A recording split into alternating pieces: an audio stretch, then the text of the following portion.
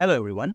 Now that we have already completed the basics of adding our products to cart, and the only things that's left right now would be making the payment. So right now, as you can see right here, we have already happen to have our products to be placed in the cart. And once we click on pay with Stripe, we must be able to make a checkout session in Stripe, and in which Stripe must be able to conduct the entire payment process.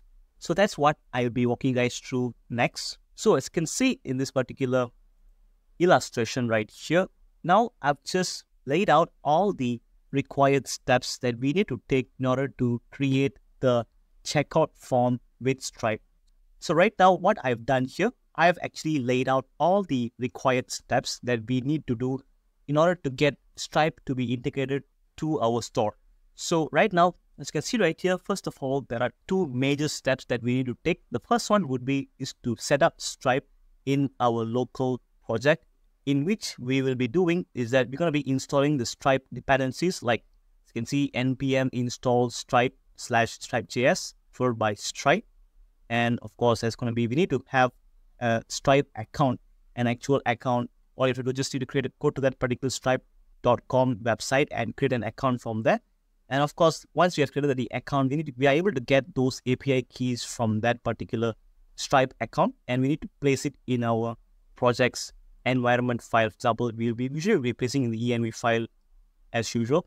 And once you have set up the Stripe in our project, we must be setting up the API of the entire Stripe services that they provide. So in order to have that Stripe to help us to create a checkout form, we must be creating API endpoint in Next.js. So as you have already know, Next.js is not just a front-end framework, it also can act as an API endpoint. So I will walk you guys through on that later. And also, we can actually need to get the active products that we have added to our cart. And also, once we have added all those things, we just need to create a checkout session in Stripe with all these things configured. So these are the basics on how to have Stripe payment gateway to our project. So let's get started by setting up the Stripe first. And as you can see, we can also get this particular npm install Stripe dependencies directly from their Stripe website itself. So let's go to Stripe. And this is the platform that we will be using to integrate the payment. So as you can see right here, we need to have our own account right here. So just need to create a new account. And also, before creating an account, I would also like to set up the dependencies that we can use from this particular Stripe. So as you can see, we can go to developers and we need to click on this particular pre-built checkout. And in here, we must go to the first part of this particular payments. Just click on payments right here. And you'll be able to have this particular most popular ways to the usage of Stripe, which is to accept online payments. Click on it.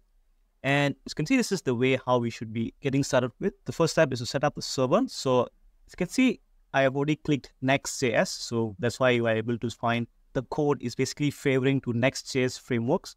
And of course, Stripe hosted page. And as you can see right here, this is the dependencies that we need to copy. And of course, just copy this and go to our project. And in our project right here, just open the terminal, just create a new terminal right here, and just type npm install stripe/js and followed by next. And this is the dependencies that we would be requiring while developing the checkout session. So meanwhile, this is downloading and installing the dependencies, we can actually set up the account in Stripe itself. So all you have to do is just need to go to here. And I happen to have a Stripe account I've already created. So I don't need to input this particular email and passwords since they are confidential. So I'm just going to be skipping this part of just signing to this particular platform. All right. Right now, we have already happened to create a new account in Stripe. So as you can see right here, this is your platform that we can use to create checkout sessions in Stripe. So as you can see right here, we must be activating this particular account. So in order to activate this particular account, you need to input your business details. And we're not going to do that yet because all you have to do is just need to set up this particular API keys right here. And just by clicking on API keys for developers, you're able to have those two keys that I've actually told you that we need to add in our env file. So just copy publishable key first. And in our project right here, just need to go to our .env file right here. And in here, I would like to start with saying next. Stripe publishable key. And in here, I would like to paste that particular API key which you have just copied. And also we need to have another environment variable, which is in this case going to be Stripe secret key instead. So just change this to secret key. So this secret key is kind of confidential. So you can see right here, it says reveal test key. And of course, I'm not going to make use of this particular API key in the future. And I'll be deleting this particular project after this. So I think there's no need to be hiding this particular API key. So I'm just going to be pasting it right here. And make sure that we need to make this particular .env file to be called .local as well. And by doing this, we're able to have this particular publishable key and secret key of Stripe to be accessible throughout the entire project. So next thing is, once we have already set up our environmental variables like this particular publishable key and secret key, now that we have already completed setting up the Stripe into our project. Now next, we need to be setting up the API endpoints in our Next.js project. So all you have to do, go to our Next.js project right here, and we need to add a new folder inside our app folder right here. Just create a new folder called API. And there's going to be another folder right here called checkout. So what I'm trying to do here, I'm actually trying to make a GET request to this particular endpoint. So by doing that, we're able to create an API within our Next.js project. So in this case, once we have created this particular folder called checkout, so in this checkout folder right here, I like to create a new file called route.ts. So this is where we'll be placing the API endpoints in our Next.js project now that we have already created this particular route. And this particular route is where we'll be using to place our endpoint. So as you can see right here, whenever we're able to access our website and we need to have this particular route where we need to have API/checkout, we must be giving a response like how a typical API does. So in this case, I like to have like a get function. So in this case, let's say export constant get.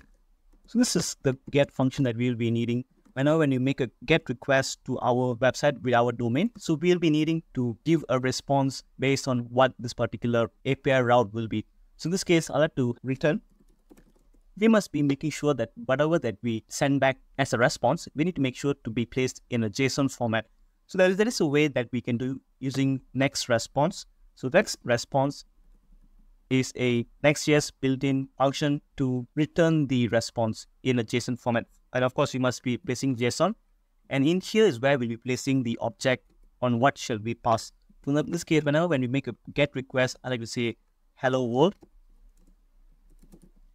And this is very basic. Whenever we make a GET request to this particular website, we must be making sure to give hello world in the form of JSON. So in this case, let's say if I were to copy a website right here, and then we need to place our website's name, and we have to make sure to place the route that is able to access the API. In this case, we have placed it in our API folder, followed by checkout. Hit enter. You'll be able to find you have this particular response that says hello world in the form of JSON format. So this is basically what does it meant by the fact that Next.js is able to create API and to store endpoints, which then can be used to make an API request directly to Stripe. And now that we have already made our endpoint to be accessed from the Next.js project, and now we are also able to make post requests within our Next.js project itself. All you have to do, just need to change the get request right here to post. In this case, just put like this, and you will be able to make a post request directly to this particular endpoint right here. And next thing is that once we've already set up this basic API endpoint, and next thing is we need to make sure to get active products from Stripe. So what does get active products even means is that we must be able to fetch products directly from Stripe, and then Stripe can process that particular product that we chose from our shop, and Stripe can directly make the checkout that includes those products that we have in our cart. So I'd like to give us a basic walkthrough on what does get active product even means. Is that, of course, you need to make sure to get products from Stripe. And in more detail, these are the steps that I will be walking guys through whenever we wanted to get products from Stripe. So this is the first 3 steps right here. First of all, we need to find products from Stripe that matches our product cart. So when we add any products to our shopping cart, we must be able to match that particular cards in shopping carts from the Stripe dashboard. And if that particular product does not exist in Stripe, we must be adding it in our Stripe. And once we have added it, we must be making sure to do the fetch for products again. And now with the updated products from Stripe. So I'll be walking you guys through these particular steps that we would need to take in order to do this checkout session. So after getting this particular product right here, the next thing is to create the checkout session right here. And speaking of checkout session, I think we have actually come across this particular checkout session in this particular docs that we were referring to just now. And as you can see, the first step is to set up the server, which we have done already. Second step, which is to create a checkout session right here. And as you can see right here, when I click on this, you'll be able to find this particular code snippet is being highlighted right here. So we just need to have this particular code snippet, which will create the checkout session for our shopping experience. So I have to copy this particular code snippet right here. Just like to copy this, and I have to go back to our code right here. And in our post request right here, this is where I like to paste it right here. And there you go. This is the very basic steps on how to create a checkout session right here. And let's fix this particular bugs right here. As you can see, since we are using await, we must be making sure to use async in our calling function right here. So I just need to be placing this particular async right here. And we're also using Stripe right here. So we must be importing Stripe. And in order to import Stripe, I think there's a way to that. For example, just need to copy this particular constant Stripe require, where we just need to be calling the require from Stripe, and process.env.stripe next secret key is actually already been placed in our env file right here. So all you have to do, just need to copy this particular next Stripe secret key right here. Just copy this and just paste it right here. And next, it's basically, yeah, as you can see right here, it says cannot find request name. All you have to do, I'm just going to make sure to just leave it blank right here. And of course, let's leave this to blank as well. And we'll be adding the appropriate route once we have created these two pages. And this is basically the basic idea of how the checkout session works, where there'll be an object called line items, mode, success, and cancel URLs. And line items is where we need to include the products that we have added to our cart. So instead of placing it like directly to here, we need to be making sure to separate it from as a separate array of objects. So in this case, I like to cut all of this, and I'd like to create a new variable called constant Stripe products. And this is where I like to equate that particular array just now. And of course, we should be making sure to give this back to the line items right here. And this is how the checkout session will be created, and where we just need to make sure to include this particular function to create the sessions using Stripe. And of course, this is a Stripe products right here. And next thing is basically, we should go back to the second step right here, which is to get the active products from Stripe. So this is exactly what we'll be doing next. So just like to copy all these particular steps right here. There's 3 steps. So like copy this and paste it as a comment in our post request right here. Just like to copy, just like to make it comments right here. This is the first one.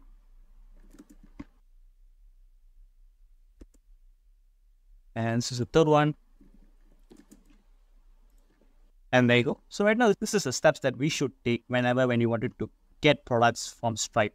And there you go. These are the steps that we should take if you wanted to get the products from Stripe that matches the products that we have added to our shopping cart. And of course, there's 3 steps right here. And after this third step is to actually to create the sessions right here. So I'm just going to place the 4th step right here. And once this particular session is being created, and that's where we should be able to access the Stripe's payment gateway. So let's actually focus on this tree first. And now for the first step right here, which is to find products from Stripe that matches products from our cart. So we can actually start from here. So in this case, what do you mean by find products from Stripe even means? So where are the products are being stored in Stripe? So we can just go to our Stripe dashboard right here. And of course, we need to make sure to have all the products to be stored in here as well, because that's where the invoice can be generated when you wanted to check out from this particular payment gateway. So in this case, first of all, you need to go to product catalog right here, click on this, and you'll be able to come to this particular page that can be used to store all the products right here. So this is where we need to store all the products that we are actually selling in our shop. So we can actually directly add using this add product right here, but this is kind of like manual work because we don't want to manually key in the name, the description, the price, image, everything, because that's what we are using Sanity for and not here. So the best way to manage your products is using Sanity, because Sanity is a better content management system when it comes to product. And here we just need to transfer whatever products that we are selling to this particular Stripe dashboard through API. And in order to fetch all the products that we store in here, also going to make use of Stripe API that they offer in their Stripe docs right here. So let's go to Stripe and I'll say fetch products. And this will be able to lead us to this particular Stripe API docs right here. And this particular docs is meant to retrieve a product right here. And you also happen to have other API endpoints that can be used to manipulate products. For example, you can create a product, update, retrieve a product, list all the products that you can find from the Stripe, and so on. So the most important thing that we'll be using is to create a product, in which we can just use stripe.products.create, and you just need to pass some object of the product. And also we need to make use of listing all the products right here. When you wanted to get all the products that are being stored in Stripe, we just need to run this particular API that says await stripe.products.list, and inside here we need to pass some object parameters. And here the most important part is to make sure to use this particular active parameter. Active is the one that we can use it to only fetch products that are active in Stripe. So active product is the most important one. In this case, you just need to replace this limit right here with active equals to true. And yeah, this is the way that we should use in order to fetch products. And let's go back our code right here. So in order to find the products from Stripe that matches the product from cart, of course, the first step is to retrieve all the products from Stripe. So in this case, I like to say let active products is equals to, and I'm just going to be using the API to list down all these particular products right here. So in this case, I'll say await stripe.products.list. We need to be passing a parameter called active, needs to be true. And with this, we are able to find all the products that are in Stripe dashboard, and which also happens to be active right here. And next, you also need to find the products that are coming from our shopping cart. So in this case, we need to be receiving the products that are in the shopping cart through this particular payload right here. So this is the payload. This is a place where we can expect a payload to be received. When we wanted to make a post request, we need to be passing a product body. So in this case, let's say requests. So of course, and yeah, this particular data type is going to be any. So request is basically the entire body payload that is actually being placed in JSON format. And of course, we can actually destructure only the products like this coming from this particular request payload.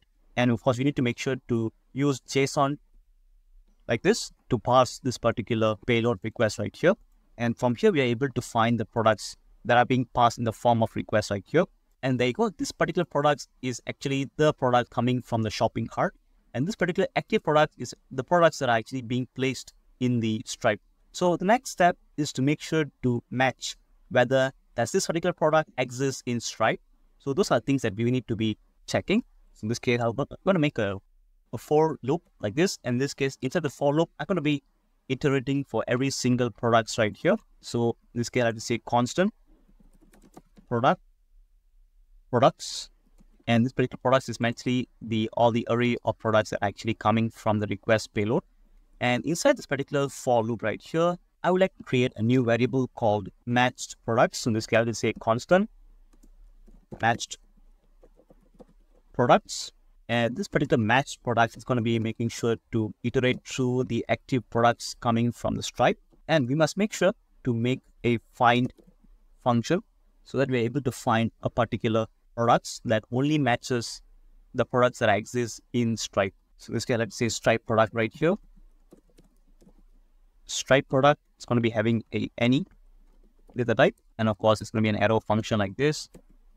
And in here, I need to make sure that the name of the products in the cart should be the same as the name in the Stripe products. So in this case, I need to say Stripe product dot name, and in this case, I have to convert it to lowercase so that there won't be any issue arise when it comes to when the text have different casing, and then of course lowercase is actually a function. And we must also make sure to check whether does it equals to the products.name to lowercase. And right now we're able to find all the products that are coming from Stripe product needs to be matching with products from the card. Now that we are done with finding the products coming from the Stripe right here, and what if that particular product that are coming from Stripe is not available, and basically it is not there in the Stripe products catalog that we have seen just now. So basically, if you're not able to find the matched product right here, so we must be able to have an undefined matched product, which means there's no matched product, right? And this is when we should add a new product to Stripe. So let's see how to add a new product into Stripe. Is that you can see we can use create a product API, this particular API to create the product. And as you can see right here, we need to make sure to use stripe.products.create. And inside here, we must be passing the object of the particular product that we would like to create or add into Stripe. So the most important ones is basically the name of the product right here, which is required. And of course, active is also required.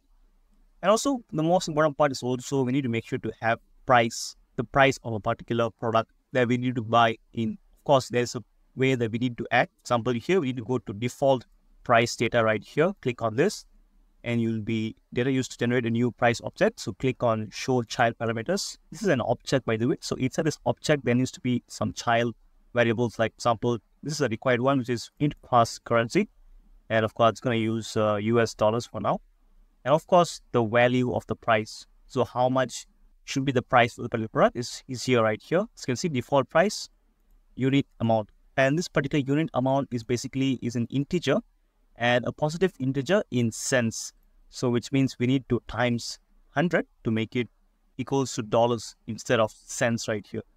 And yeah, these are the ones that we should be using. So let's get back to our code right here. And of course, inside this particular same for loop right here, to make this, I'm going to bring this this number 2 right here to be placed within this for loop.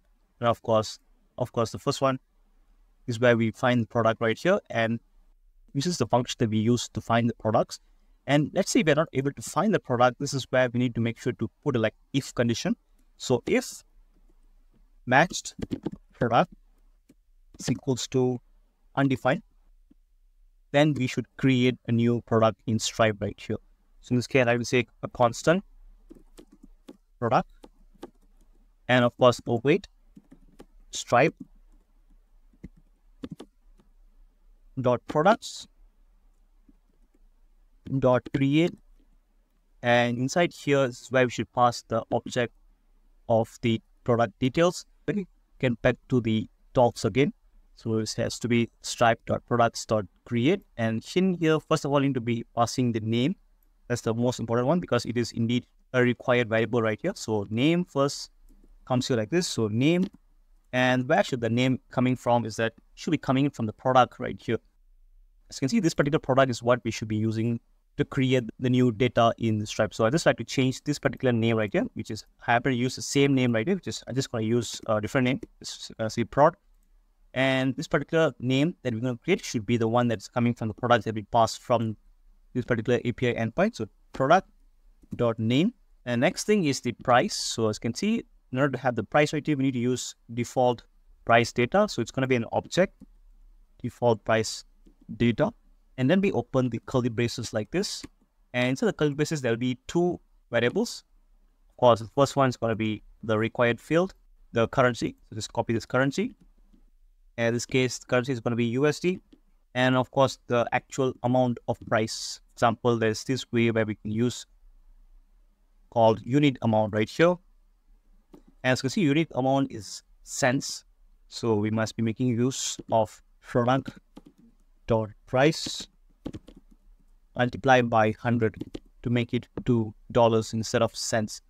And there you go. This is how we should be able to create a product when it does not exist in the Stripe product catalog right here.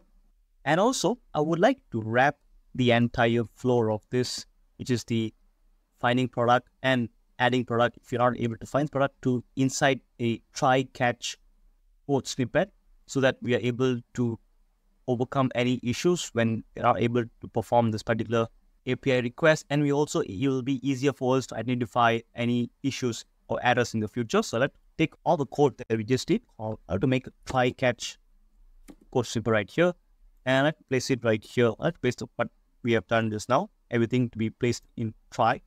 And inside catch is where we're just going to be returning the error. So in this case, I'll say console.log. In this case, I'll say error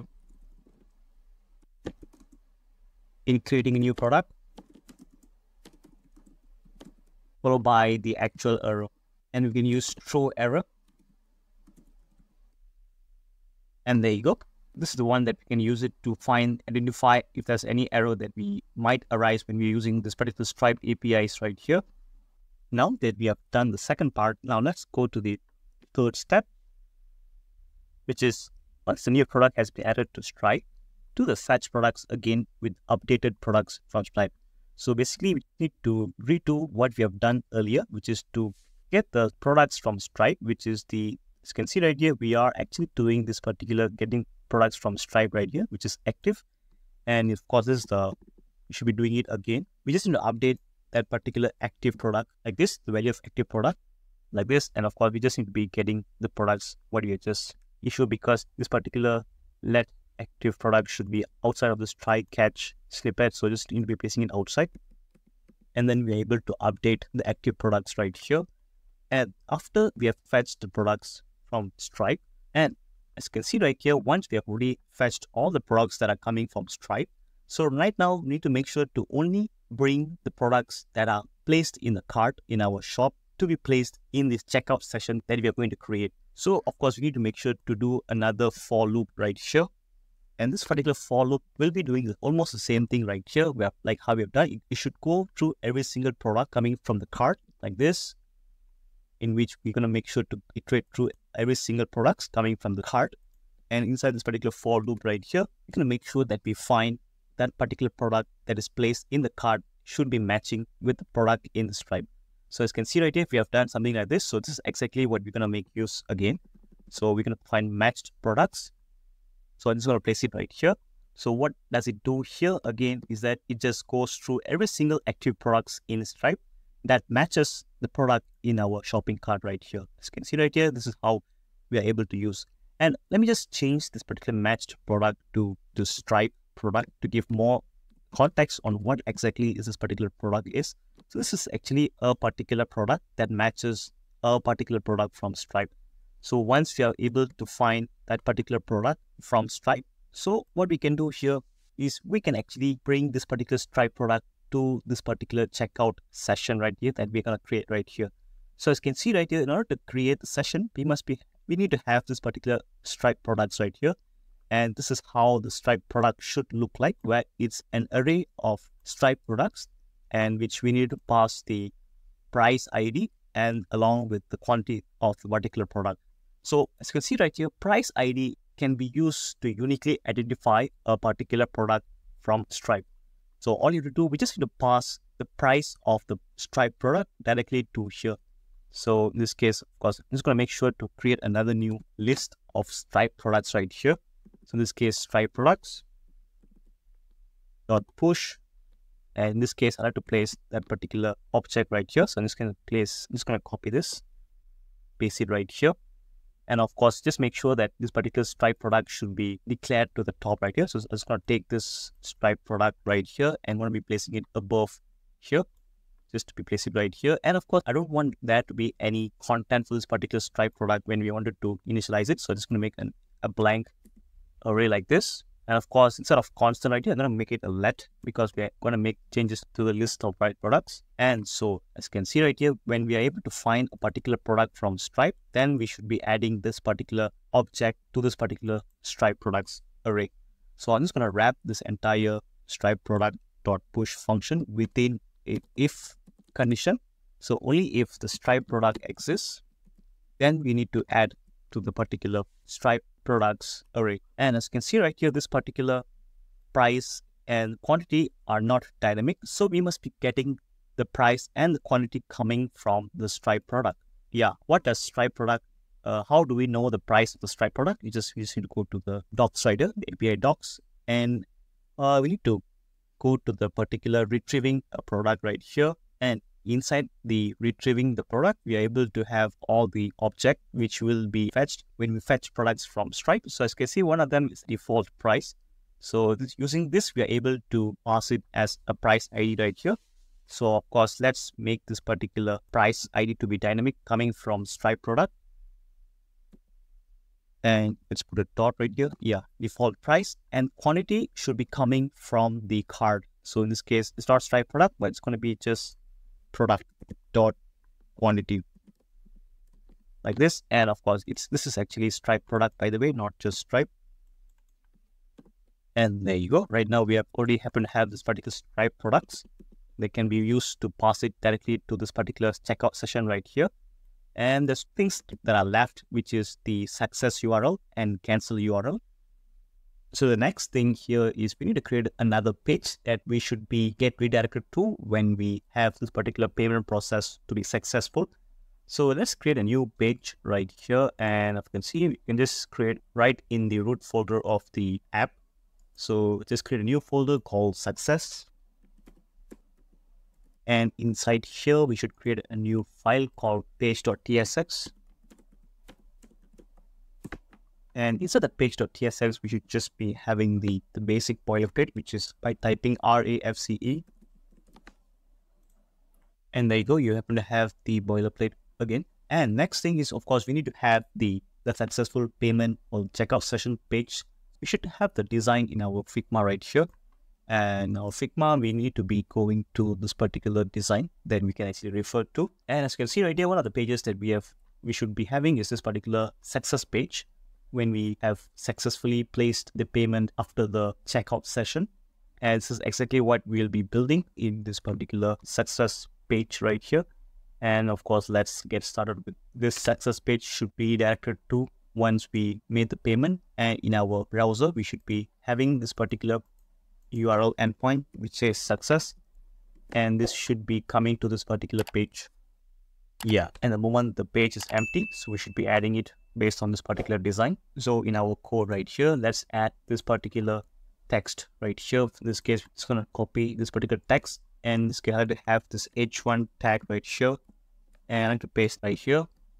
And of course, I like to have also the small text right here called success to be placed here as well. In this case, I'll use a p tag for paragraph, and also there'll be another p tag right here for this particular thank you for your purchase. Just gonna copy this, push it right here, and there'll be a button right here. And this particular button, if you were to click on this, it just goes to the home page of our shop. And I just like to have this particular button right here to place an anchor tag right here. And this anchor tag, I just like to have this particular continue shipping text. Just copy this, paste it right here, and let's check our code right here. As you can see right here, we only happen to have this particular text to be placed on our page right here. So we need to give some styling based on the design that we refer to. So first of all, I like to make this entire thing to be placed in the center of the screen like this, so that it looks exactly like this particular design right here. So in this case, we should go to our code right here and an outermost div right here. I like to have a class name for this, in which I like to say flex, items center, justify center, and also the height. In this case, I have to say height. I'm going to use screen just to span the entire screen's height. And let's check our code, and there you go. But as you can see there, all the text has been placed within the same div right here. So we need to make sure to have them to be placed in a column manner. And in order to have them to be placed in a column, we're just going to say flex col right here, and this will make them to be placed vertically like this. And next thing is, of course, I like to make sure that every single text sizes should be different. And let's get started with this particular, your order has been placed, which is the one that is the biggest text right here. I have to give some styling to this text. This guy, I have to add class name. And this particular text should be, I like to give around like 5XL. That is bigger than usual. And font, I like to give to be bold.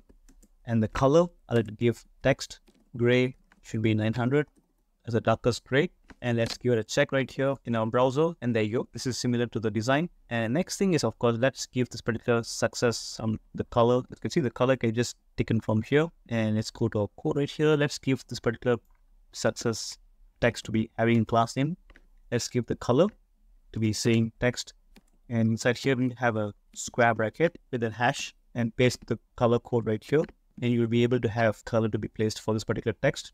And also let's give some font weight. In this case, I like to give the font to be bold like this. And besides here, we can also give the same styling for the thank you for your purchase text right here. Right? So I just copy this entire styling and place it for this particular thank you text. And instead of this should be the color for this particular thank you for your purchase one. This is actually a lighter gray. So let's use a text gray. Should be around like 600, should do. And let's give it a check in our browser. And there you go. And let's reduce the font weight here. We don't want that to be a bold. And it should be like this. And let's actually give more spacing in between the text right here. So we can just go to the top right here. We can actually give some gap of 4. So that should be able to fix that. And next thing is let's work on this particular button right here. As you can see, the button does not have any background color or anything that's to be called as a design. Let's have some class name for this. So let's start with background button. So in this case, the button should be exactly the same like this particular success color. So in this case, I have to take this particular text color, which we have just did. And by giving this, we're able to have some background color for this particular text right here. And let's give the text to be white. Which should be like this. And also some padding right here. Padding of y-axis and x-axis. So in this case, let me start with padding x. Should be around like 3.5 should do. And also some padding y. So around 2.5 should do. And there you go. And let's give some rounded corners. So in this case, I like to say rounded. And by doing this, we're able to have some rounded corners right here. So you can actually increase the width of the rounded border radius. So it should be, let's see if we're at MD, it will be even more bigger. And there you go. Also, the next thing right here, as you can see right here, this particular icon can be improved right here. We can actually make use of React icons. So we can actually look for React icons right here. And click on React icons. Let's just look for any arrow icon, right arrow icons like this. Just click on arrow and you're able to find many arrows right here. You can just choose any one of this and you're able to import it directly from here because we have already installed React icons. Paste it right here and copy the actual implementation. Paste it right here, right beside the text right here. And of course, let's make some arrangement. Let's give it a check in our browser. And there you go. But as you can see right here, this particular button contour down. So we must make sure to have them to be placed in the same row. So we can use flex. And that should eventually have them to be in the same line. And of course, we must make sure to have them to be aligned to the center. And we can use items center. Like this. And also justify center. Just like this. And as you can see, we have already placed them to the center right here. And the only thing that's left is this particular gap right here. As you can see, there's no gap in between the text and the arrow. So in this case, I have to give around like 2, gap of 2 right here. And that should give some spacing between the text and the arrow right here. And last but not least, as you can see, we can give some font weight for this particular text right here. So in this case, I have to add font dash semi-bold. That should be giving some weight to this particular text right here. And there you go. And of course, let's give some href for this particular button right here. Just going to give href. And what I do when you click on the continue shopping, it just should go to the home page. So this is the home page URL where you just go to the root of the domain. And there you go. We have already made this particular simple yet functional page right here. And of course, let's give some spacing from the button from the text right here so that it would be a bit more relevant. So in this case, I have to give for this particular button right here. This button I have to give like a margin top of 10. And that should be eventually solving the issue right here. And of course, as you can see, let's give some check in the responsiveness condition. So in this case, as you can see right here, this particular text is not aligned to the center. It's actually aligned to the left right here. So we can give the text alignment styling. So in this case, I will give here this say text center. That should align the text to be to the center, just like this. And there you go. Right now, as you can see, this text is quite big for a mobile version. So we can actually give some styling just for this particular, the big text right here. So when it is the mobile view, we don't want that to be very big. So we can actually give this particular text of 5 pixel to be only for screen sizes that are bigger. So in this case, whenever it is bigger than SM, which is small sized screens and above, should be 5XL. And for, let's say, that is below small, so we can give like around 3XL. So text dash 3XL should be able to fix this particular text styling. And there you go. This is the mobile view text right here. So when you click on continue shopping, it just should go to the home page right here. Just like this. And there you go. We have already successfully created the success page. Let's make this particular URL. Just copy this URL and let's just paste it in the route file right here. In this case, we can just need to place it right here. Localhost. In this particular localhost should be dynamic, but in this case, I just want to make it like this for the sake of this particular tutorial. And of course, cancel URL should go to the home page again. So in this case, you can just say localhost 3000, which is the entire home page itself. And last but not the least, with this particular session that has been successfully created, we must be giving it back to the post request that has been made from the front end. And we can also check how does this particular session can be used. So in this case, I have to go to this particular Stripe docs. And in this particular Stripe docs right here, so as you can see, right after when we created this particular checkout session from the body params, so with this particular session right here, we are able to send it back to the post request that we made like this. As you can see right here, it says session.url. So this is what we needed to be giving it back to the post request that we made. So in this case, I have to go to this particular next response right here.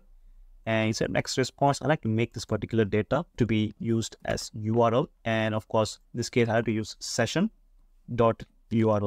And there you go. And this is how we should be giving the session that has been created back to the API post request that we have made in our front end, exactly like how the Stripe has been doing right here. So we should be giving back this particular session.url back to the post request that has been made from the front end. Now that we have already set up the endpoint right here, we can actually make a post request directly from the card. So as you can see in our front end right here, so we can actually go to our browser, click on add to card. So as you can see, if I were to add something to cart, you can actually happen to have the cart to have some products. And when you click on pay with Stripe, this particular button should trigger the API endpoint, which will eventually create the session for us. And we need to navigate to that particular checkout session generated by Stripe. So that's what exactly I'll be doing next. So let's go to this particular card component, which should be placed in the reference right here, back to card. And you can actually have this particular pay with Stripe button right here to have a function, an on click trigger. So on click, there must be a function that should run when you click on this. So I'm just going to type handle checkout. So we're just going to need to create this particular function, make the post request directly to our backend, which is the checkouts post request right here. So in this case, I have to have this particular function, which is the handle checkout function, and just like to make a arrow function like this. And in this particular arrow function is where we're going to make a post request. So in here, I like to call a response right here. So response is the where we should be receiving the response from the API. So let's make a request, which is we need to make a fetch request, await, followed by fetch. And inside fetch is where we need to place the endpoint, the URL of the endpoint. So as you can see, our endpoint is actually our domain. Example, in this case, we're using localhost 3000. Just going to copy this and localhost 3000 followed by this particular route right here, which is API/checkout. And this is the URL of the endpoint. And next thing is basically we need to make the body of this particular fetch request, which is we need to have 3 attributes. The first one is going to be method. Second one is going to be header. The third one is going to be body. And of course, header is actually an object. Something like this. And of course, when you're using await, we must make sure to use async right before this particular bracket. And by using async, we're able to make use of the await right here. Okay, let's start with method right here. So method, we're going to make use of a post request. So it's a post method. So headers, we usually keep the content type. So in this case, let's say content type is going to be application /JSON, and the next would be body. So in this body, we should be passing the products. So as you can see in our API right here, we're actually passing the request, And inside the request, we need to be having products. So products is basically inside here, we have already defined would be the cart items. So cart items is the one that we have been using to keep track of all the products that are being placed in the cart. So in this case, I like to pass this particular cart items as a product. In this case, I like to have an object right here. It says products must be equals to cart items. And of course, this one we should be passing in JSON. So we just need to make the JSON.stringify function, and inside here is where we need to paste that object that we are passing. So in this case, we should be passing cart items labeled as products right here. And that way we are able to pass through the request right here. And what happens when we are able to generate the response right here? So as you can see, of course, we need to make sure to put a try catch like this, and we need to place the constant, this particular response in the try. And once we have successfully received a response, so we must be able to use that particular response. In this case, the response is going to be this particular URL, session URL. So we need to be receiving a URL. So we need to make sure to receive the response from this particular API. In this case, we select base data should be like to receive the response. So I must use await response. And that response should be JSON to destructure it. So let's use the JSON like this so that we can destructure the format of the JSON. And only if you're able to find the URL that we should be receiving like this, then we are able to navigate to that particular page or this particular URL. So we should be going to that particular page. So in this case, we'll be using window.location.href and go to that particular data.url. And let's say if you're not able to find this particular response, you should be returning an error. So this is going to say console.error. It's going to say error like this. And let's give some context to this particular error. So it's going to say this one happened during the checkout. So I'm just going to say error during checkout like this. And this will eventually give us the error if there's any error that we are facing right here. And right now we have already added this particular API call when we click on handle checkout. So let's give it a check. As you can see right here, we should be having the C to be capital. Just need to make sure that C is capital. And there you go. We are able to test it right now. And in our shop right here, we need to add this particular product right here. And as you can see, we are able to have this particular product be placed in our cart. Let's click on pay with Stripe. And we can also check if there's any error involved. And there you go, there is some error. So we can actually give it a check through this particular network right here. So we're making this particular checkout API right here. So we can click on it, check if there's any error. So of course, we are having localhost 3000/API.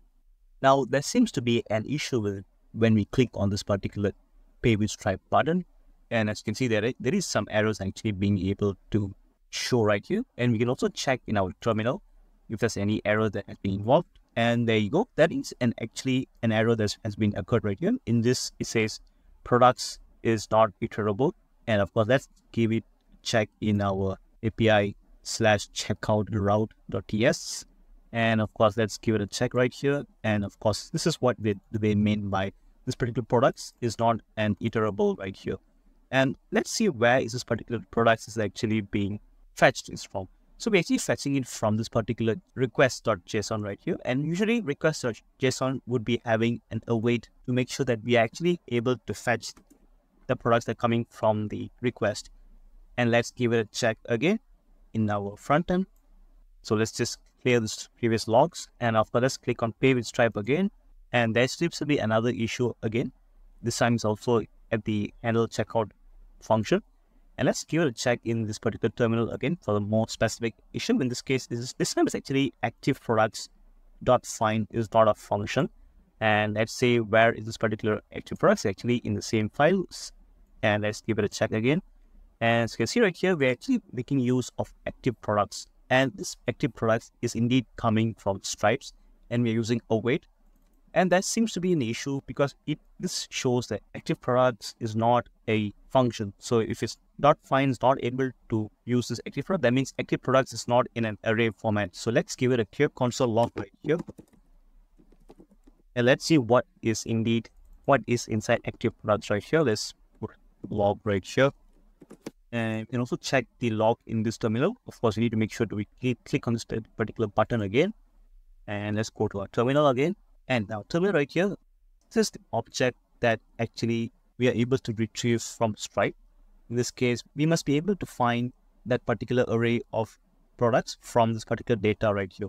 So we need to make sure to access this data in order to access the list of products. So just need to go to this particular active products right here.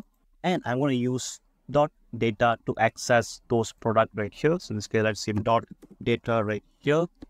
And of course, just need to add .data wherever we are using active products right here. And we also are using it right here. Just need to make sure to add .data again right here. And this will eventually solve the issue of finding the data coming from Stripe. And let's give it a check once more from the front end. Let's clear the logs again. And of course, let's click on Pay with Stripe. And this time there seems to be no issue. It just directly goes to this particular Stripe checkout form right here.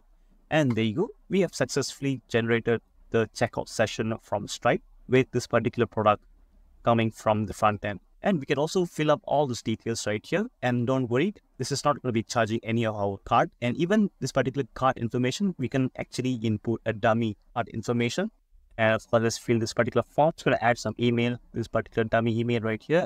And of course, this card information. I'm just going to type for2 multiple times like this.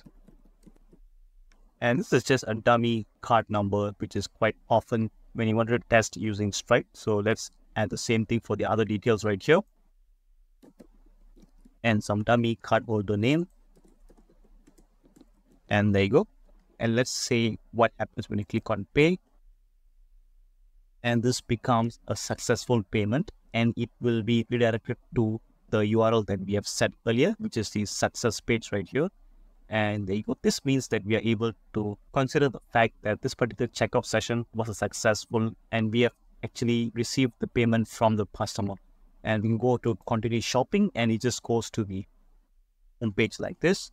And of course, let's check from the Stripe's dashboard perspective. So if we would go to Stripe dashboard right here, we're able to find in our payments right here, we must have some payments to be received from our purchase just now. As you can see, I've been using the same email. And of course, this is the product that I bought. And we can also check our product catalog that we have also added a new product while we have checkout. And there you go. This is the product that just been added to this particular Stripe, because we were adding only one product that has not been added to Stripe yet. And that's the reason why you're able to find this particular product is listed right here. And let's see if you would add other products right here. Let's see if I would add this DJI Mini 3 Pro right here. Just add to cart and add this AirPods Pro again. Add to cart. And also the last item right here. There's another laptop right here. So that you're going to have 3 different products. Click with Pay with Stripe. And you are going to have all the products right here. And of course, let's fill up the forms again.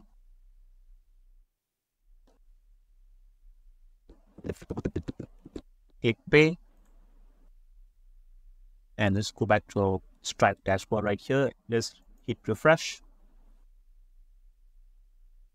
And there you go. You're able to find all the products actually listed right now. So this is how the way to add products directly from our Sanity to our Stripe video without even actually manually adding it to our Stripe dashboard, which is not an efficient way to add product to Stripe. And there you go. Right now, we have already integrated Stripe to our shop right here. And that's the entire requirements that are required for this particular e-commerce shop right here. And the next thing would be is to deploy this particular site to a hosting platform. In this case, we're going to make use of Versal.com.